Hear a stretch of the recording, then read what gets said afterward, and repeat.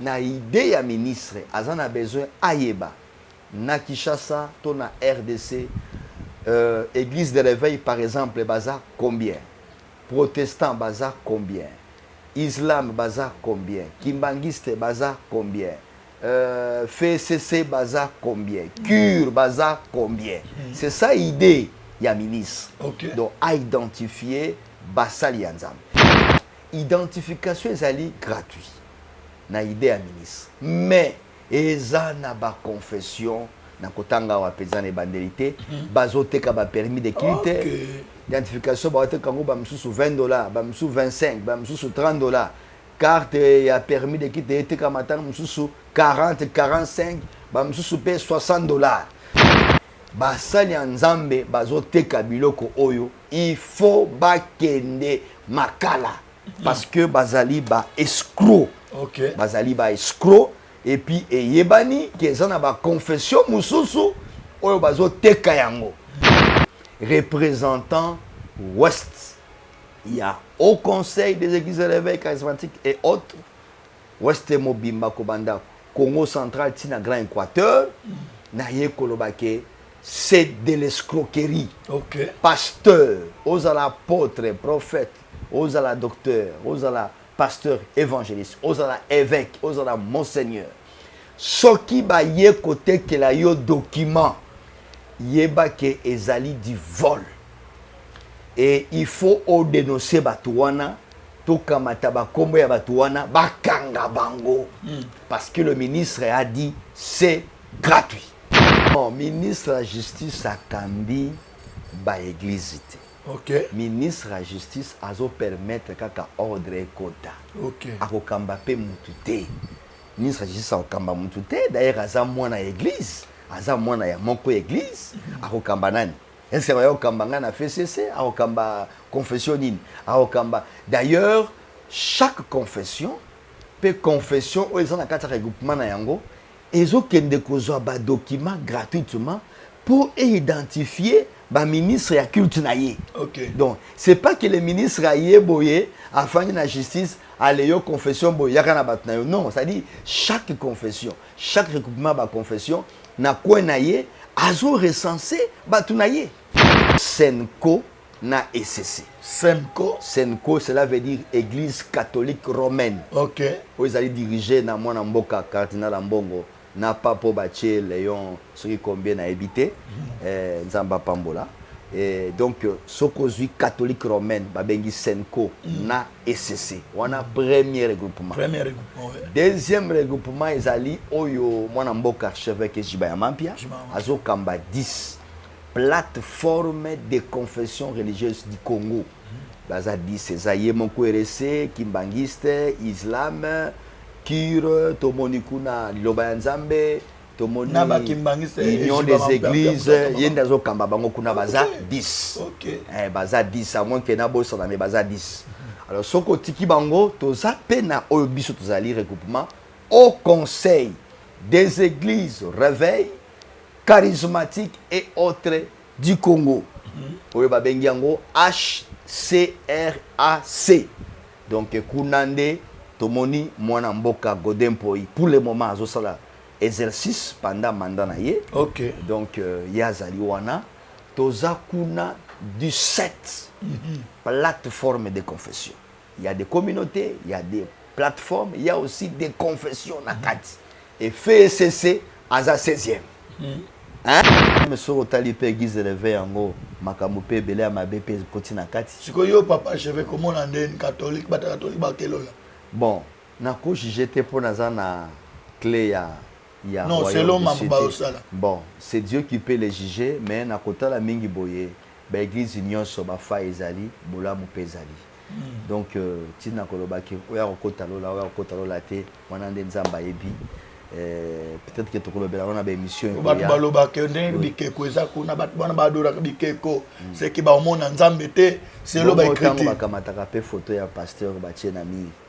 Batie pe calendrier pasteur na muna ka ba mususu pe balati ba chaînette batie pe longia visionnaire na kati ya chemise atie angolo ko la chaînette eza pe de la yo pe na confession no batia non ngana za nango te bandeko o mususu wana bazolinga bateka ba ba permis de culte na ba auto qui va $60 voilà ça ba escroc.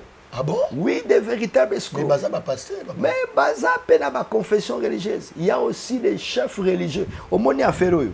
Ezala ki affaire moko bazolo kola 30 millions. OK. Ba kabula. Ah. Kaka ba chef ba confession mususu. Oto tangi pe awa mwana tanga bango ezate. Non ko tangi bazana kati. Oh mais papa soko tangi awa mona kalobi awa. OK na tribunal. Papa yo so banga battu. Yo kana ebisa yo. Soko ke d'église réveil. Bazo teka ba permis de culte. Ah bon? Identification sotekama soko ke na cure baoteka yango et pas de dokamba on le vend toyebi pe bishop là bravo oyo alobi ke non biloko oyo eza ofele mais ba frère moko technique nyonso wana ezali ki muyibi ki escroquerie on doit arrêter ces gens là lokola ba bravo wana mutu église réveil wana tata wana bravo soki bishop bravo wana faut bakanga ye so bino basala nzambe bwana bomoko te et nan tomona parmi ba regroupement wana tomona catholique c'est kona nani bazotambola na ndenge na bango pona koluka soit dialogue na mboka dialogue yango ekomema biso tozoluka tomona pe église de réveil na ndenge na ye est-ce que yo zobenga ngo église de réveil mais comment église du sommeil au Congo du Congo qui sera sous réveil mais je vous dis la vérité réveil à wapi réveil bazoteka ba document $50 $60 pour baso ba poche one église ça ce n'est plus une église c'est comme église du sommeil du Congo papa ah bon mais papa mais réveil à wapi donc pour dire que on est au ben église de réveil la réveil batia sommeil papa combien de sommeil on fait endormir les gens là-bas église wana et comme église ya tribaliste et comme église ya koteka et comme église ya marchandise et comme non je vous dis la vérité est-ce que na robanga bango karibu wasaki dila mbote good morning kambote keno nakanisi ke boza malamu mingi bandeko balandi ya chaîne na bino pe ya biso intitulé Prophète Richard Officiel TV. En tout cas, na kati na chaîne oyo makambo ya kitoko, makambo ya malamu ezali awa. Alors, bozali kolanda biso na Paris, bolandi biso na Lubumbashi, na États-Unis, même à nos frères qui sont à l'est du pays de la RDC, qui sont en Amérique, Canada. Nous vous disons merci et soyez bénis par le Dieu des cieux.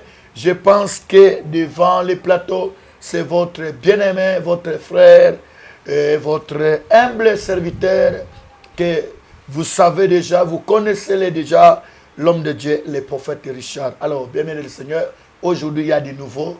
Je vous ai reçu un oint de Dieu très puissant, reconnu, très charismatique.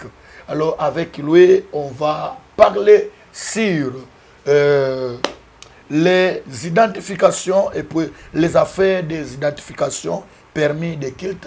Je sais qu'il est un archevêque et il va se présenter. Là, je vais demander à la technique de nous passer notre invité. La technique peut nous passer notre invité. Merci. Merci beaucoup. Il y a notre invité qui est un archevêque avec qui on va vraiment parler de choses très profondes. Et shalom, papa archevêque. Shalom, prophète Richard Niminim l'évêque. Boni, papa. Non, Ngoluna Nzambe Zali. Ah, Namoni santé. Oui, Nzamba Zosala Biso Ngolu, Zosala Biso grâce. Ministère Pézo Kende bien. Oui, confession. Ba plateforme, ba communauté, ba fondation, ba organisme chrétien ezokende malamu. Ah, papa archevêque en tout cas, ben et yamoto leka bato bazolanda yo na États-Unis, bazolanda yo partout parce que la chaîne ezolandama na monde entier. Ah ozali, ozolandama même na ba konzamboka. Olandama na église corps du Christ, ozokolandama tina Lubumbashi, tina Tchela, Boma et puis bande kwa Belgique ba olanda yo. N'habitez ceux qui osent nalikambo kolobela bandeko ba olanda. Il y a liboso na notokubisa na nzambe. Koloto pesio merci pour na invitation monene na chaîne abiso prophète Niminim officiel Richard Nimi to pamboli chaîne oyo to bénir makambo nyonso tokoswa de début à la fin pambola bandeko nyonso bakomona biso mpe bakoyoka biso nde tolobi amen. Amen. Ah, bandeko nzambe apambola bino bozala branché tolobak à chaque fois kozanga ko s'abonner te kozanga ko partager te parce que olanda makambo olanda biso tina suka bongo oyo kaba sekele oyo bima na kat na sika oyo parce que nayebi ke boyamba basala nzambe na sika oyo mais koya ya musala nzambe oyo bokozala jamais dessus et puis makambo oyo ayeko bimisela biso eza makambo moko vraiment oyo ezali kofungola mayele ya bana mboka et même bandeko bazana na libanda mboka bolanda biso vraiment na bokebi nyonso ti no nasuka. Alors papa archevêque nayeba archevêque lingobani. Merci archevêque Ozala pape, cardinal, évêque, monseigneur. Anémon, c'est un évêque, c'est un épiscopat. Un archevêque à Zokamba, monseigneur, évêque. Un archevêque, c'est un surveillant des évêques. C'est un évêque des évêques. Wow. C'est là qu'on appelle l'archevêque. Okay. Donc, lorsque quelqu'un azali archevêque, ça sous-entend que azanaba évêque ébélé na charge naï. Et naba évêque ou naba ministre de Dieu ébélé simanabango. Donc, c'est vraiment un grand sentinelle dans le corps de Christ. Sikoyo limbisanga papa ah makambo eza ebandi archevêque eza iloko moko donc nazoka ba évêque bana simanaye. Ba pasteur ba onyoso bazana simanaye. Alors siko archevêque ezalaka biblique ou bien bomitiaka mo o eza na kati ya Bible c'est l'évêque. L'archevêque c'est l'évêque des évêques. Un pape c'est l'évêque, c'est un évêque de Rome. Ce qui est cardinal, c'est un évêque. Donc les mots qui reconnaissent dans la Bible, c'est l'évêque. Alors l'archevêque, c'est l'évêque des évêques. Ok. Kazali surveillé à évêque. Ok. Binomo bozolanda bandeko invité na biso abandi malamo azali ko expliquer biso que archevêque azali évêque yaba évêque nyos. Alors donc pour na kotala que archevêque azali ndenge moko na pape na Rome. Non, nazo pes exemple dans le bais à la pape, et à la archevêque, et à la cardinal, ce sont des évêques. Mais na katia ba évêque, tous en a ba évêque auxiliaire, tous en a ba évêque attaché, tous en a ba évêque surveillant, tous en a ba évêque oyo bazali ya ba diocèse, tous en a ba évêque ya ba communauté, ya ba congrégation, ça dépend, il y a ba appellation, il y a chaque confession, il y a chaque communauté, ça dépend n'enge compréhension, il y a ba tezali. Mais un archevêque, c'est un évêque des évêques. Okay. Donc c'est ça. Donc, la confession religieuse, bien sûr, Nakombo ya FECC, Fédération des Églises évangéliques du Christ du Congo. Et Bani Pena Congo. Bien sûr, tu as dit tout à l'heure. Ah, c'est pas un problème. Makambo ya Makasezawa. Oui. Alors, je pense que Bozali Kolanda invité Nabiso Nakombo ya archevêque Billy Kakesa, ali chef ya confession religieuse ya FCC. Wow. Alors, papa archevêque na Tungi Sami Makasi na bandeko na biso bala na biso depuis makambo e bandaki na mekaki kozelisa bango bandeko babenga kinga neti na yambaki pasteur moko abenga na niveau ya France question ya pasteur oyo atuna kinga. Alors bonjour prophète Richard nalingi omekana noko tunela biso likambo oyo etali makambo ya ba permis de quitte na ba identification ya ba quitte na lobby ngai naza na temps penza tepe eza pena par nanga te na répondre question oyo.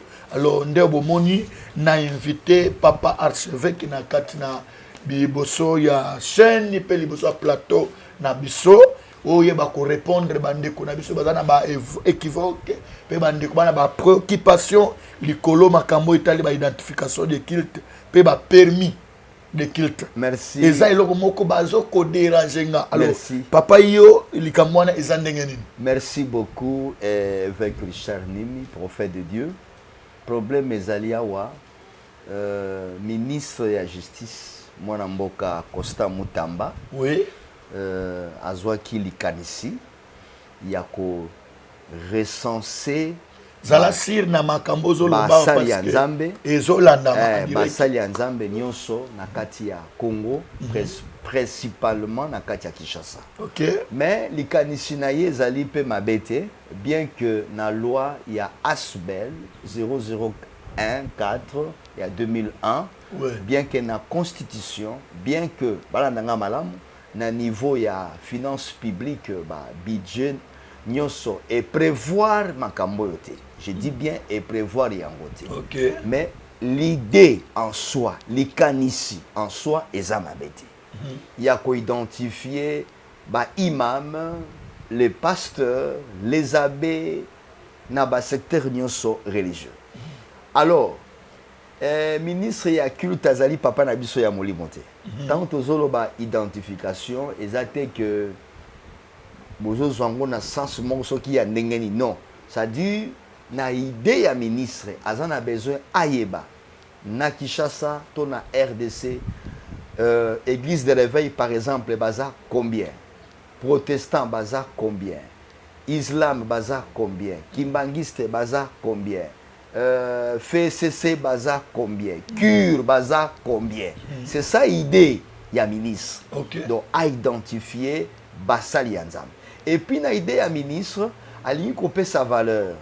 Itali pasteur, imam, sango bazala na même pied d'égalité.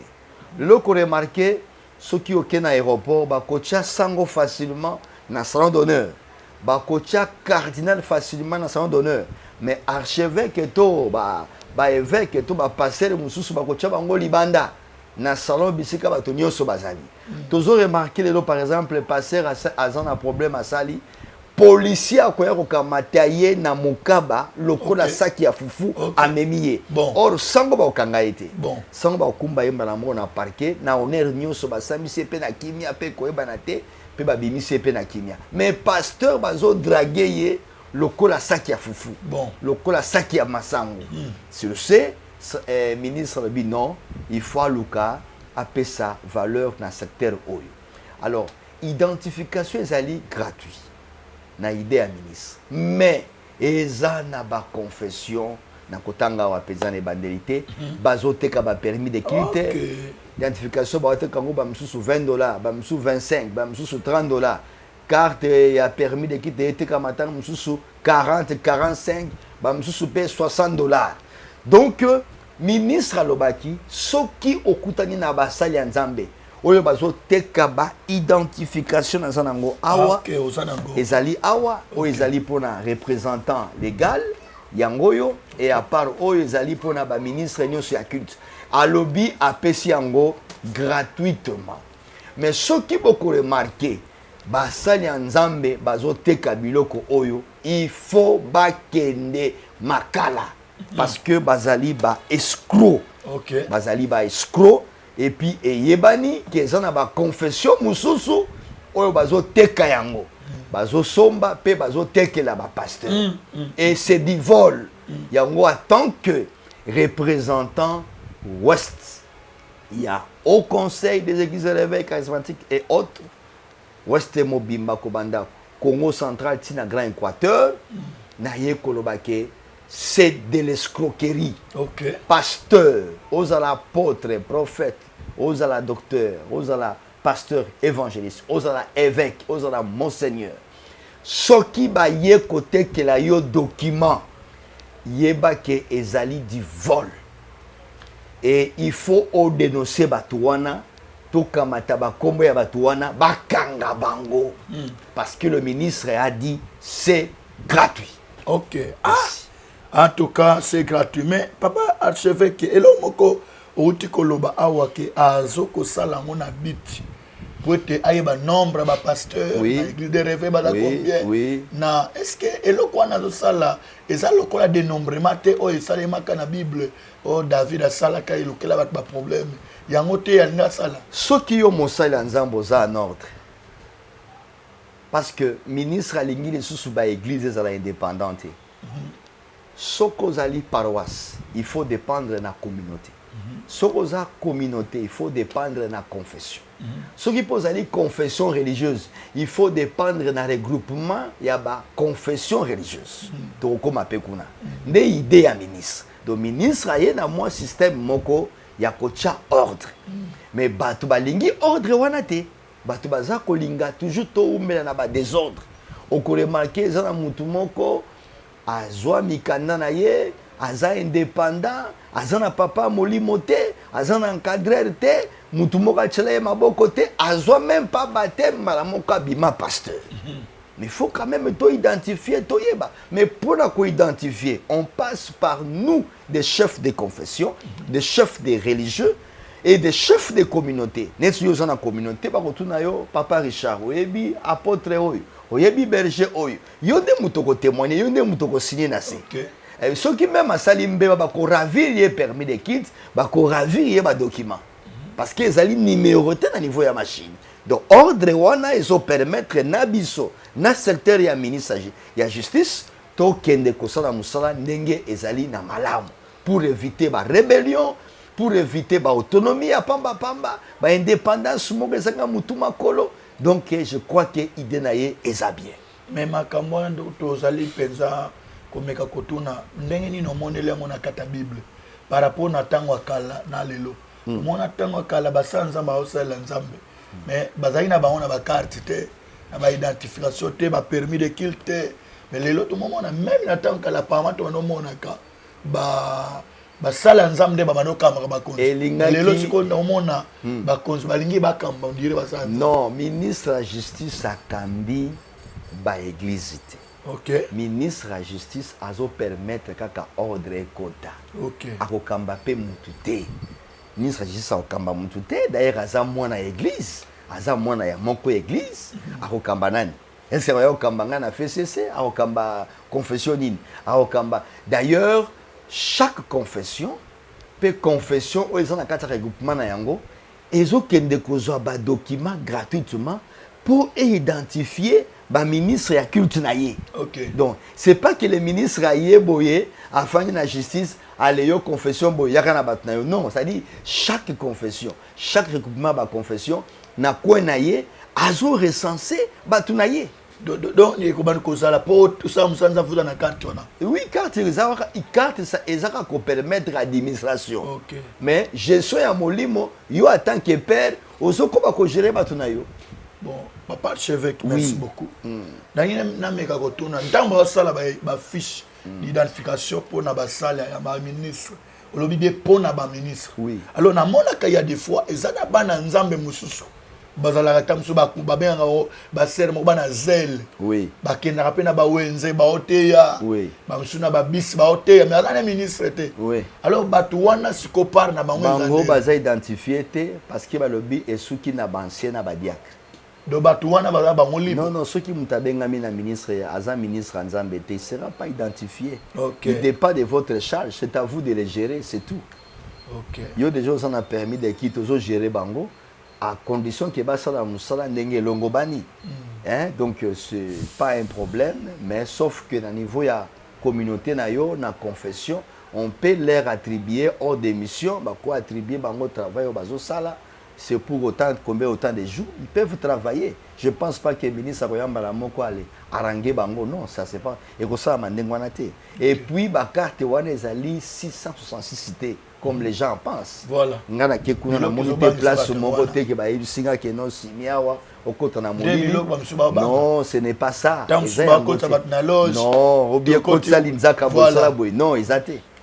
Exact. Donc la photocopie la photocopie la photo est individuelle parce que bon, mafia toujours les partout, même les États-Unis mafia mafia partout, mais tu as espérer que dans le système au niveau de machine ça donc on a ba carte lecteur, ça dit que ça un peu numéroté na ba code na ngo là. Bon, ça un peu déjà.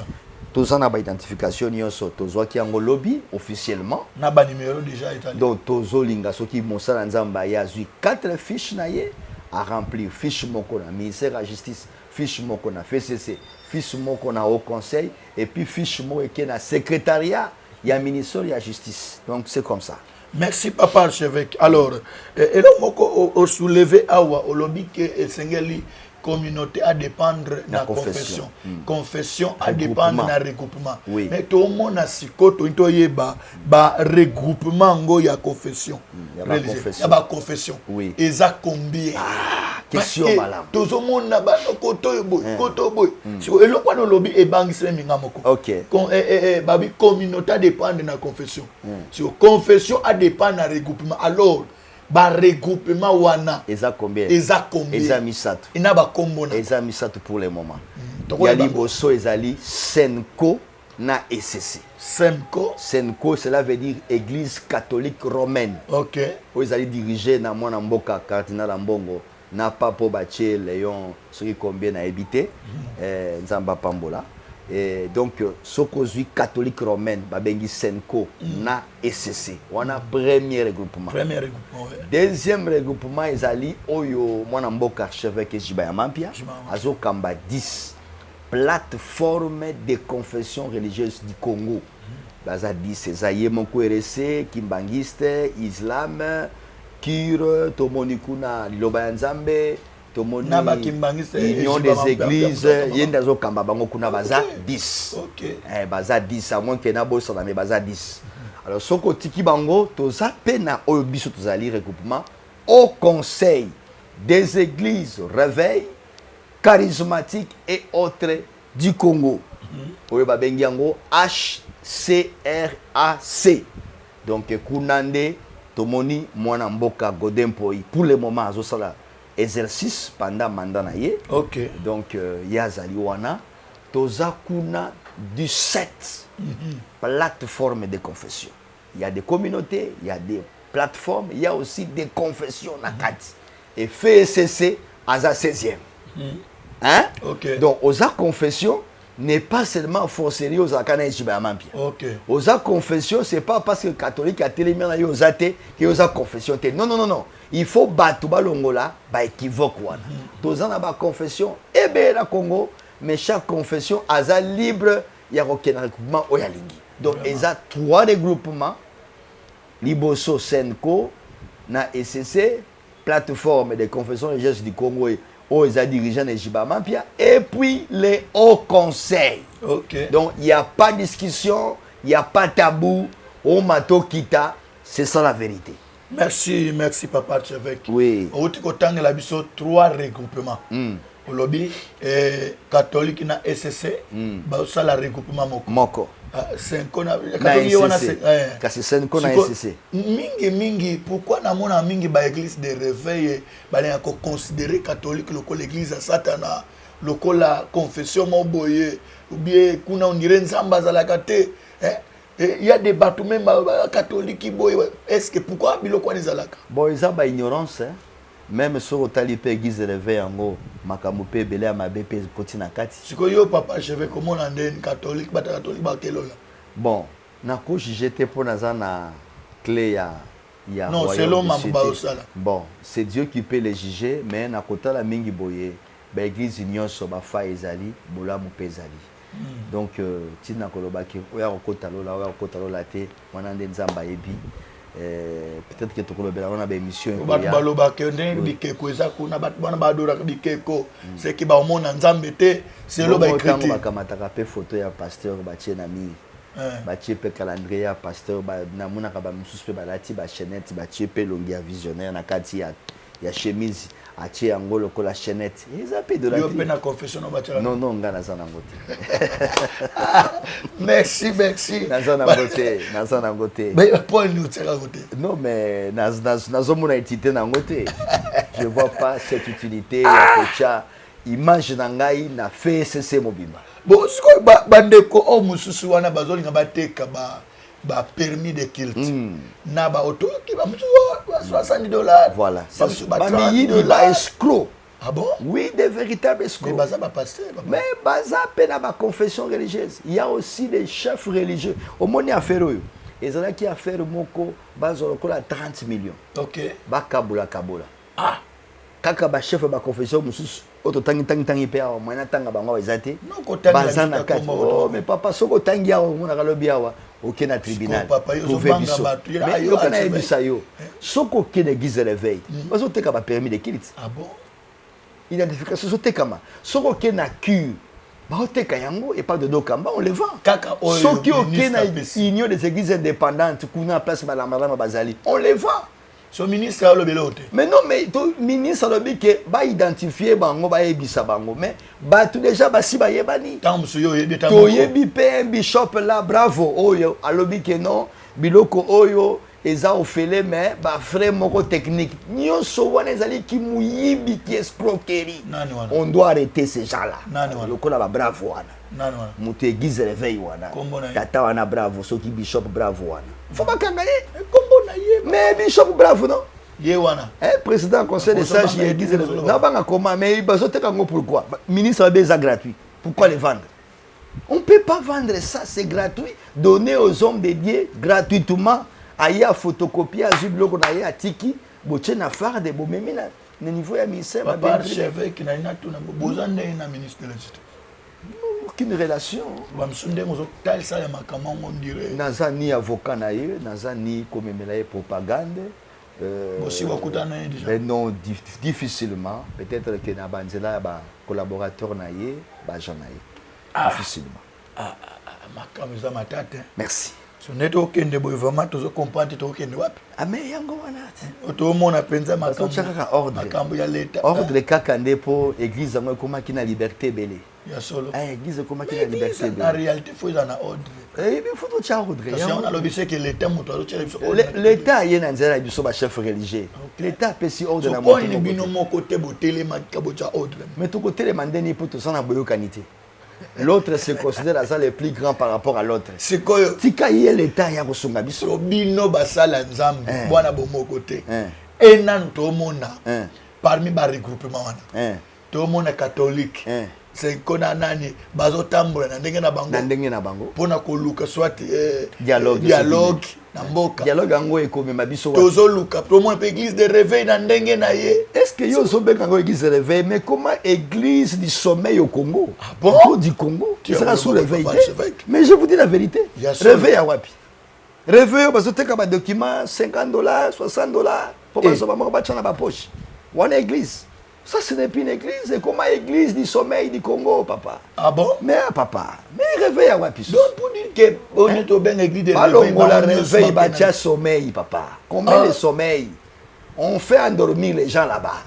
Église wana, et comme église ya tribaliste, et comme église ya kotenka, et comme église ya marchandise, et comme. Mais je vous dis la vérité, est-ce que nakobanga bango? Et puis j'en profite, église réveil bandé pas Kankenzate, comme les gens pensent. Réveil, église réveil et bandana papa Tripogé Mukendi, l'apôtre Tripogé, Azaspran Dallas, et avec Kiziamina. C'est eux qui ont commencé ce mouvement. Et ça Kankenzate. Ah bon? C'est pas Kankenza, c'est faux. C'est faux, il doit se repentir. Et ça va Kankenza te babanda église réveil. Kankenza est venu après parce qu'il a une idée, il y a comme la biso Beni In à l'époque. Nazoloba makambo et ça va vérité. Et sécurité retenue. Moi je suis de haut conseil de Mbimam Nazoloba. Bakosimbangate. Ma tête bakosimbangate. J'ai dit la vérité, l'église réveil ne commence pas par Kankenza. Kankenza a été élu par un discours flatteur, un discours Yamabe, et aujourd'hui tozomona même ceux qui batie mutu boye simbité balongoli mutu batie mususu simbité nyon sona ce qui c'est Kankenza non? C'est lui qui est à la base de ça. Yenda comme pape pour le moment, il y a église de réveil wana, mais il n'est pas l'initiateur de la vision. Azab visionnaire na yangote. Il s'est encaparé de la chose qui ne lui n'appartient pas. Et batu ya boye faut ba kanga bango. Batia wana boloko. Ah oui, je vous dis la vérité, papa. Ah, papa, parce que trop c'est trop. Trop c'est trop, papa. On ne peut pas supporter des bêtises comme ça. Trop c'est trop. Ah bon? Oui, trop c'est trop. Église de réveil et bandana Kankenza te. Je le dis avec ferme assurance. Est-ce que vous avez contré? Par rapport à quoi? N'a pas envié par rapport à quoi? Par rapport à l'onction à catch. Il y a quoi ça va te quoi bah il double ça je n'en ai pas besoin. Oui, je n'en ai pas besoin. Je n'ai pas besoin d'un prophète, mon fils. Bandeko balandi. Makambe to le cas au bolim parce que na seki parce que na une émotion na piqué crise piqué na crise papa parce que la vérité n'a pas de prix hein. Ya solo. La vérité n'a pas de prix. Et puis on n'impose pas la vérité. Ah bon? La vérité c'est ta mère mais il faut la valer. OK. OK. Merci. Papa c'est vrai. Oui. Sikoyo makambo koyo nzambe na ngai to kende wapi. Alors sikoyo papa c'est vrai que malgré nyonso na tozoloba sikoyo mboka na biso situation ya est to komi na niveau nini bitumba est guerre eto meki kotuna bino bato za likolo guerre wana eza guerre moko eza imposée non na occidentaux ya solution mona mboka Félix Antoine azobunda na ba diplomatie nzamba apambole makasi bisika azali azobunda na po alongola biso na situation wana aza mutu moko aza félicité il y a des accords entre États-Unis baoti ko signer tozo croire que Kimerokota, tozo croire pe na vrai dialogue. Ba dialogue moi le kutate ya pamba simanda kute. Je crois qu'il y a eu kozala soki 56e dialogue na kati ya mboka na biso. Ce qui est kozala là. Alors to sengi na ba politicien nyonso ya mboka bandana ye moko chef de l'État, pourquoi pas sénateur à vie Joseph Kabila, tout ce monde ba matin fayulu nyonso ba zabana ya molimo ba fanda ba yokana toza na besoin mboka ezalana kimia guerre na est et si là et puis j'en profite na yebisa mona mboka nanga na bande kona mususu wana passe basali pourquoi bozo sima mandoki bon pourquoi ça saccager trois provinces kuna mais laissez les pays apparemment nanga ngoza ana basala nzambe na simanete on a mona que dernièrement akenda ki na église catholique moko assemblée pe batele mabo aza mutu ayebi pe nzambe malgré ba mabe na ye mais il doit se repentir hein. Parce que Makila Yabana Congo est un moutunaye, il doit se repentir. Il doit se repentir. Mais tant que déjà on t'a qu'une église, c'est qu'il y a eu conscience qu'il y a eu qu'un zambaza ko na habité ko tout bela c'est trop fort, il faut tout na basamba yamba ki il faut que tout na basango na ba évêque wana bazaki mukolo wana o tout na bango ce qui réellement que na ko tout bela to habité mais ko tout bela matiki guerre toujours na ngambu ya il y a toujours la prise il y a ba parti wana ya Goma tous ces cas batu bazo souffrir kuna yango nazo compatir na bango nga sa majesté archevêque Bisika Bozali nzamba bombabile vraiment oui en tout cas papa archevêque ozala la politique ngai naza apolitique biso ba religieux toza ba politique oyebi depuis arrêté tozoa depuis na 2022 biso FCC toza politique au votanga pe nga pourquoi pas? Je dois voter. Au votant il y a un votant qui chef de l'État. Est-ce que solo? Oui, oh, non, ils ont flatterie. Moi, je ne flatte pas. Et puis, il y a un seul romoko. Politicien de Sozo Talangawana. Il n'y a personne qui peut dire qu'il y a 100 francs na ya tombo la musaka. Oh. Oui, l'arrêté aux yeux on a propre moyen na biso moko. OK. Tozo ko construire ba paroisse na biso, tozo ko se reconstruire makamnyoso. Notre propre fonds. Donc, il n'y a pas de politicien pour être demandant comme font les autres. Ce qui va bien dans le cadre de qui appelle ça dîme, action de grâce, na kozwa calmement. Mais ça te que nous appelle ça ngambongo po ce qui a ebisanga ke na sima nango fo boyeboy. Ça je dis non. Bon autant ba élection ko ya so ba proposer que na confession na yo to pe so montant bon pour voter muté. Wana te conscience nanga il faut être libre to voter mutu to monique azana makanisi ya malamu so qui peut to kozana élection en 2028 parce que pour le moment c'est encore Félix qui est encore là le chef de l'État donc il faut pas tout anticiper en haut on attend mais non mais ba ko imposer bisoter d'abord pour le moment nous soutenons toujours soutenir ba idée ba programme ya chef de l'État. Azala Kassaye, Azala individu, mais on soutient les idées, les bonnes idées, son programme. Ndé yango base. Si quoi papa archevêque qui n'a aucun de consulter la question, a dit que bande ko kolanda biso en direct que baza na États-Unis et boza na Paris, na bi ke nanzela ya ba émission boye mayele ezali ko fungwa makasi bozali ko yeba ba vérité ebele otam susu tozali ko tatona biso ba mususu mais nanzela ya musala nzambe munene oyo vraiment toti ko zoye musika alors vraiment bolanda toujours tina suka et beau partager bozanga te ko s'abonner. Alors to comme presque na suka papa chéri, pourquoi bino basala nzambe bozokoka ko s'organiser te na kat na mboka na biso toyoka bato ba prophète bazali toyoka basanza ba minene bazali bakoka ko sambela te ke bitumba wana ya guerre esila guerre ya est guerre ya est pe moko kati na bino ezali te bozowelela nini guerre ya est eza milimo mabete ezali ba occident nde bazali ko imposer biso yango na nzela ya batu ya Rwanda mais sok bosambeli nzaba ko boma quelques congolais oyo bakoti makambo yango que je ne saurais pas citer leur liste ici. Oyebi ndam Bon, ça viendra avec le temps. Mais prier pour la guerre, je trouve que c'est nous réduire. Peut-être qu'on demande que Batouba Yokana, Bafanda, Batambusa Mboka ensemble. Peut pas soutenir mon Mboka, Félix, Antoine, Tshisekedi, Chilombo. Ba soutenir. Non pas parce que je suis son avocat ou bien que c'est la propagande ou que c'est la sensibilisation. Non. Mais je trouve qu'il a des bonnes idées pour faire kozala simanaye. Maintenant, biso basali nzambe tokoka par rapport au comment parce que chacun a une vision, chacun a une ambition, un objectif, chacun peut avoir une confession naie, chacun peut avoir un regroupement naie. Ce qu'on peut faire, c'est biso na biso ba chef religieux, tolongo ya lokoso, motema mabe, lokuta, pena ba tribalisme. OK. Donc biso na fait c'est ton au conseil, on peut pas accepter que l'église réveille ça liko na biso non.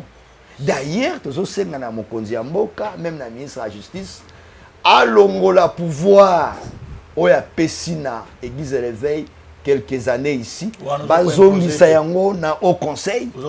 Mais pas tout te kaba document na katikuna, voyez pas esa confession moko désordre, balongola église réveil, bachango église du sommeil du Congo. Il y a la maladie, il y a l'épidémie là-bas. Ah, bino kande batubo. Coronavirus. Oh bazwaki, kuna pesa na kati. Ah bon? Mais quand on vend, c'est du vol. Oh là là. Qui moyibi papa? Toko fa na batabo ndenge nini? Na komi ko banga. Banga na yo. Vérité za teti. Bateka kayango mais c'est important. Ah bande ko balandi, merci beaucoup, merci. Nganga nzambe monene. En tout cas, to komi na suka et papa chevêque numéro no pesa. Okope ce numéro? Oui, numéro sans problème 089. Pesa na no code yamboka po ba musuba. Plus 243 okay. 89 75 35 363. Bobo mangate pe bokatangate. Voilà. Plus 243 89 75 35 363. Obanga pe ba bonga. Non mais to ebi mboka ngenge zalaka. D'ailleurs pe boko pe biso te poto za bien entouré. Ba ange likolo, nzambe likolo na CP toza sécurisé. C'est que sir na mambo. En tout cas très sûr, très déterminé. Église réveille à cause d'un monopole. Et là comment ni pas na bino soko na sécurité ou mosimba mutu nyonso. Te na simi mutu te na lobi kande vérité. Ya solo. Na lobi que église eti kande koteka mikanda oyo ministre ya justice alobi ezali ofele. Et j'en profite que ba pasteur nyonso baleka na biso ya FCC na ba évêque nyonso baleka baya kozwango gratuitement na résidence pe na numéro topesi. OK. Pour moi topesi adresse à ezati. Merci balandi. To komi na suka bozali ko bouti ko landa bino moko un archevêque et puis représentant légal, chef spirituel, il y a confession religieuse fait SCC qui veut dire la Fédération des Églises de Christ au Congo. Fédération des Églises évangéliques du Christ du Congo. Du Congo. Oh, ils ont la 16e confession. Confession na kati ya au conseil. OK, to komi na suka papa moni na suka oyo. Monanga ya suka ezali nzambe azwa lokumu na ndenga permettre émission kitoko esalamia. Ba soutenir chaîne oyo. Ba tshela ngo ba moyen. Amen. Et puis batia espoir na chaîne oyo bo pesa ba condition bo disons bo pesa biso des moyens et pas ya visionnaire à chaîne oyo. Merci. To sala ngo susu koleka malamu. Amen. Ya mibale na pesi mokonzi ya mboka mbote mingi bisika za na ba initiative na enyo sokomi kitisa tout na diplomatie na epona mboka ya misato na lobi église ya ba confession mususu batika kimoyibi koteka document oyo mwana mboka mutamba lobi eza gratuit. OK. et pour na ça confession religieuse mon côté cause de la confession religieuse mususu chef religieux mon côté à cause de la mutu mususu aucun abbé aucun prêtre aucun imam à cause de la pasteur nous voulons plus cette eloko wana ya instabilité tolingi égalité na domaine religieux OK et nazo senga balongola Costa Mutamba te batika ye wana OK pour tous en apusa na ye aza mwana malamu batika ye wana vraiment papa chef qui a batu sou babenga est-ce que au samela pe pona bandimi pourquoi pas je prie s'il y a des messages il y a des révélations je vais donner de la part du Seigneur au sakula rabé pourquoi pas je suis prophète depuis 96 OK un ancien prophète voilà. Merci. Appelez vous avez des préoccupations vous avez même besoin de poser des questions tu as besoin d'être soutenu dans la prière nganganza malobi ke azapewana mais je pense que oyoki numéro na ye et puis ils a affiché na c'est ya écran na bino okobenga ye wana posa tamsusu ya question bio de la orienter benga nganganzambe et nzambe akoyeba komimonisa azakaka archevêque kaka teme alandela ka bat pe na ba prière bon benga ye ke na ebi c'est un homme de Dieu vraiment appelé de Dieu. L'Éternel vous bénisse et Tosuki Awa à la prochaine occasion. Ciao.